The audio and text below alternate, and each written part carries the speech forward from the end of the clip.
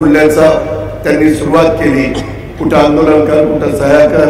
वास्तविक देशाचे सर्वोच्च जे सुप्रीम कोर्ट आहे त्या सुप्रीम कोर्ट मध्ये देखील अनेकदा न्याय व्यवस्थेमध्ये काम करणाऱ्या मान्यवरांनी हे कुठेही आम्ही बदलणार नाही, हे बरोबर आहे, हे सातत्याने सांगण्याचा प्रयत्न केला, परंतु त्याच्याकडे सोपस्कर दुर्लक्ष करून हे त्यांच्या कार्यकर्त्यांना बरं वाटावं म्हणून त्यांनी ती सगळी गोष्ट केली। ठीक आहे, तो त्यांचा अधिकार, पण तो निकाल लागल्यानंतर आम्ही सगळेजण एकत्र बसलो।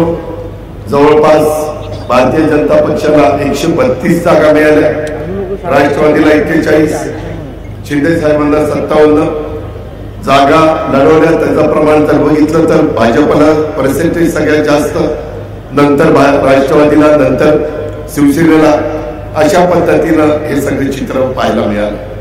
मला खरं तर नंतर लवकरच तुमच्या सगळ्यांचे आभार मानायला यायचं होतं, परंतु मी तिथं अडकून पडलो आणि सतत आमची चर्चा होत होती।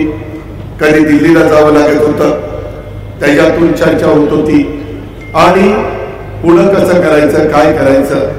साहजिकच भारतीय जनता पक्षाचे मुख्यमंत्री होणार होते आणि उपमुख्यमंत्री राहिलेल्या 2 पक्षांचे होणार होते, परंतु काही वेगवेगळ्या कारणामुळे ते उशीर होत गेला।